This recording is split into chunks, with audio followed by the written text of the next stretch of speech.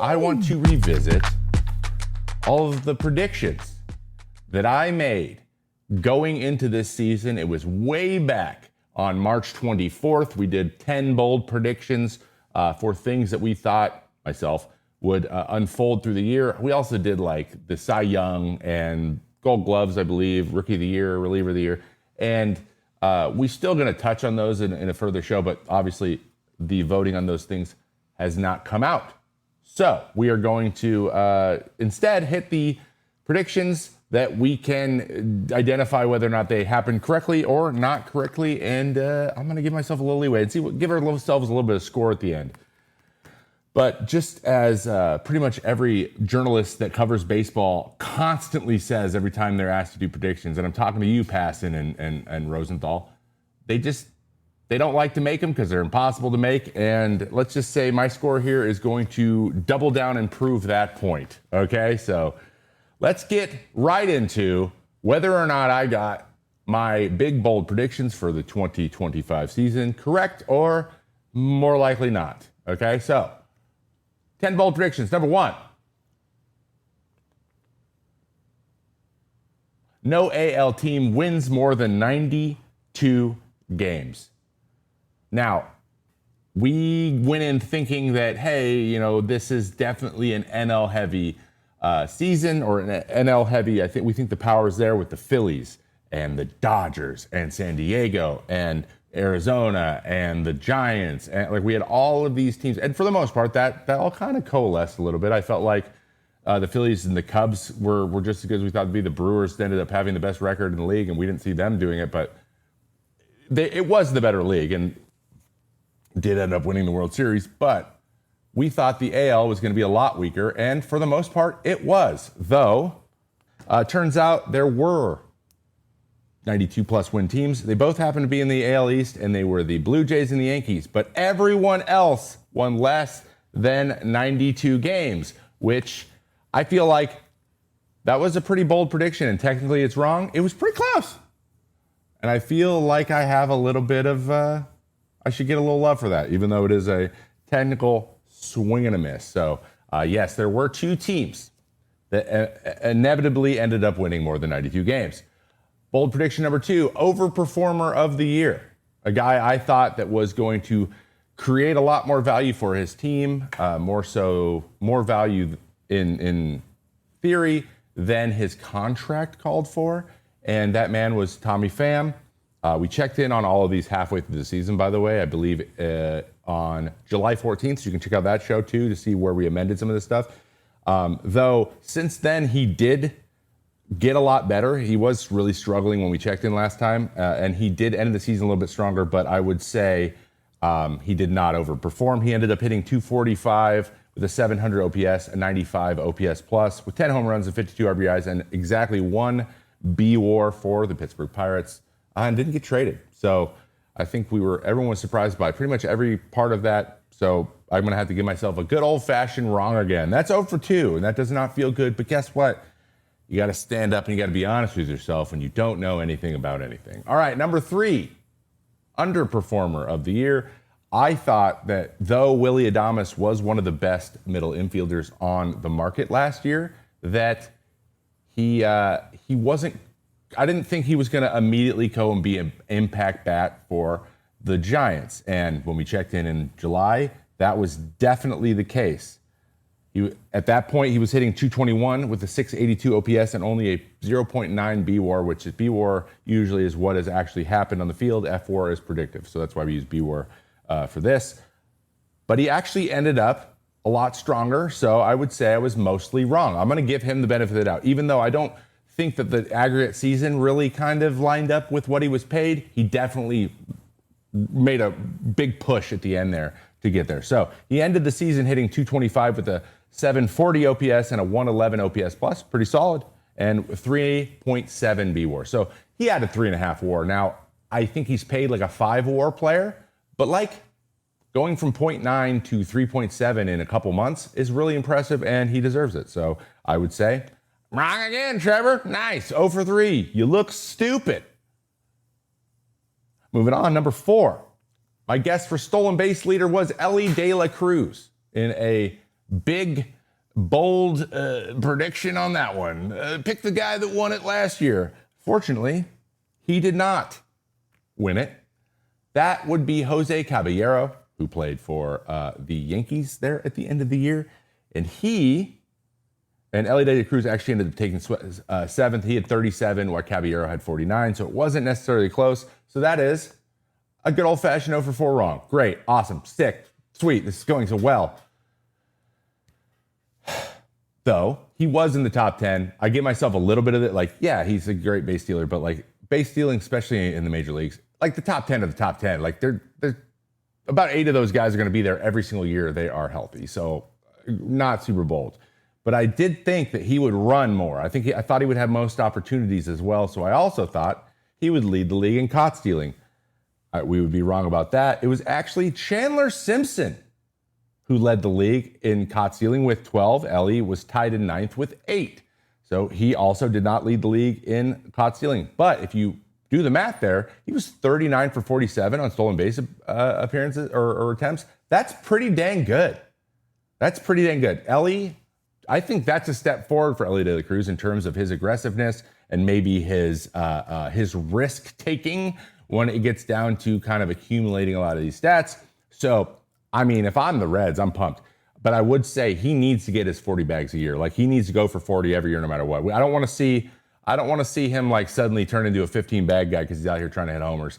Let that guy run. Keep him running. Don't slow him down. Keep him running, even if he doesn't win the championship or have the most stolen bases on the year. But very, very good. I enjoyed it a lot watching him play. All right, here we go. Next up, number 6. This one's very interesting. Yeah, I got that wrong. The longest win streak going to the Cleveland Guardians. Now, we scoffed back in July when we revisited this. This was before the Brewers went on their 14-win streak, which ended up being the actual winner, so that's not quite right. But,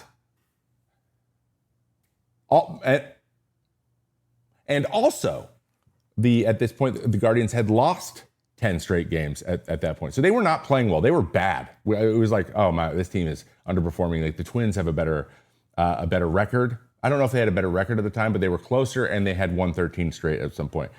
But then September came, and as we all know, they came back and they won the Central Division. And you know how they did that? They won 10 straight games on that streak. So I'm giving myself a W, because even though they didn't have the highest win streak, they had an exactly 10-game win streak. So I think that is worth giving me a little bit of credit. I did guess their win streak perfectly. So that's 1 for 6. 1 for 6? If I were a hitter, still not great. FT fam, if you want more information about Superpower, I have real-life customer Eric Kratz with us right now to explain how you're basically getting the pro experience available for everyone. $199 is the price, and that's a discount from Superpower. That's a discount from everywhere. You get so much information from your lab test results. Christmas is coming up here soon. You can give this gift to somebody else. Health is the gift that keeps on giving. Your blueprint activated with Superpower. Not only did Superpower reduce that price to what Kratz is talking about, just $199, but for a limited time, FT fam gets an additional $20 off with code TAKE20. Head to superpower.com and use code TAKE20 at checkout for $20 off your membership. After you sign up, they're going to ask you how you heard about them, and make sure you mention FT to support the show. Stop only reacting to health problems and start proactively improving your health based on real personalized data with Superpower. Okay, moving on. Number 7, boldest prediction of the year. The non-closer of the year, the guy I thought would be the best non-closer, Jeremiah Estrada. Now, we also revisited this back in July, and I think I amended it to say, though Jeremiah has been strong, and I believe he had a sub-3 again and struck out a lot of guys, but he had some chunky innings in there from time to time. We said at that point that Adrian Morejon would be probably the choice for this because of how valuable he's been as a reliever. And I think that's true. I think Adrian Morejon, for me, is still the best non-closer in the league because he went 13-6 as a reliever, which just shows you If you are putting this guy into a tie game and you are winning 13 of those, you got to tip your cap. He is a guy that goes in the game and then you guys end up winning. The value to that is a big deal. But technically I am incorrect. So that is now 1 for 7. Okay. Moving on. Now we remember we set a rule last time that things would be on pace and we would give ourselves a thumbs up if they were in the top 5 of whatever it was. So like if they were around top 5. So I'm going to amend, I think taking that rule to the next level. If we predict someone to win and they're in like the top 3 and it's really close, we can give ourselves a tip of the cap because things like this are really hard, like RBI leader, for example, the next one. So if your guy didn't quite win, but he's really close to winning, then I'm going to give myself a W. I know I'm setting this up. I predicted Pete Alonso to be the RBI leader for the entire major leagues in this past year, and he ended up taking second with 126 behind another man in his division, Kyle Schwarber, who had quite the year and is going to end up probably being second for the MVP. But Pete Alonso with 126 RBIs and taking second, getting that close on a year that a guy led the league with 132. It's pretty impressive. And so I am going to glom on to that prediction and that happening and give myself a point as well because I deserve it. Okay, that's 2 for 8. Moving on to 10 pitchers. World Series MVP. This is wrong. Forgot to tell you about this. I predicted that the Phillies would win the World Series. We'll talk about that in a moment. And I had Brandon Marsh winning it. That didn't happen.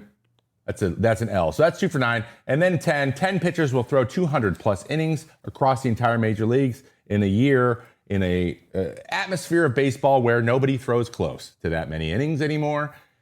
That was a bold prediction. That's why it goes in the list. And it turns out, big miss, even though back in July, there were 8 guys on pace at that point.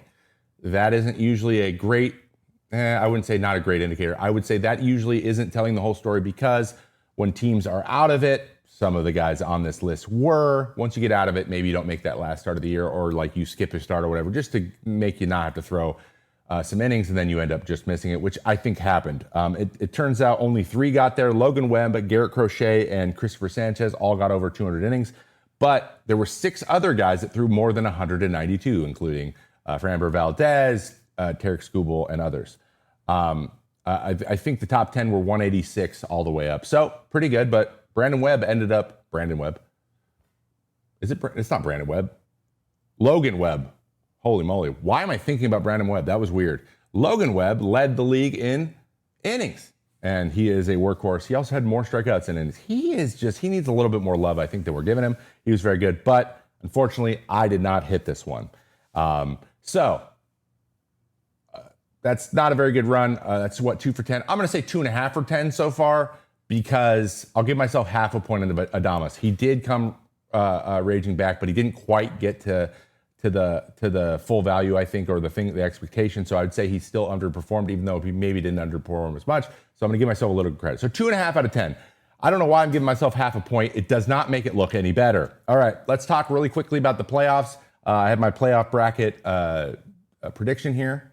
These are all the teams that I thought would make it. The Rangers, no. Red Sox, yes. Guardians, yes. Orioles, no. Tigers, yes. Astros, no. So I'm 3 for 6 over here. And on this side, 3 for 6. So I got half of the playoff teams right when there's 12. 6 for 12 is not good. Not good. Though the Mets did lose it on the last day, and the Braves were right behind that. Or not the Braves. The D-backs right behind them. The Braves were out of it the whole time. So L's across the board a little bit here. And I would say that's probably 6 out of... You got to get the majority to do a good job. Even though I predicted the playoffs, how they played out a little bit better than that, that is not good. Though the Tigers and the Guardians coming in right at the end make me look smart, and the Red Sox. How do I not have the Yankees in here? What am I? Oh, well, I mean, the Orioles are the Braves of the AL, so I think this was absolutely possible. I think that getting the Tigers in over the Yankees was kind of the bold move. But I didn't get the Blue Jays. But hey, in my defense, nobody got the Blue Jays, so don't yell at me. And so that's a miss. And the World Series champion I had, the Philadelphia Phillies, also a miss. So let's just give myself a nice, crisp 2.5 out of 12 of my bold predictions. That hurts. That hurts real bad. I did not do a good job. And I did my best, though. This is going to be something we do every single year. I'm going to go in these predictions. We'll check in halfway, and then we'll go to the end.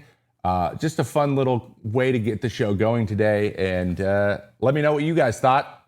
And what maybe predictions can we add for next year? It would be cool to have a uniform kind of template that we follow, or up to a certain point where we do the same things every year. I'm looking at, now that I've done this show for a year and I've been on Foul Territory for a year, to have these like annual check-in type things, these special shows. And I like doing this one. I think this one works and it's a lot of fun, and it does. You guys like watching it later on YouTube as well. So I enjoy it. Just let me know if you enjoy it as well.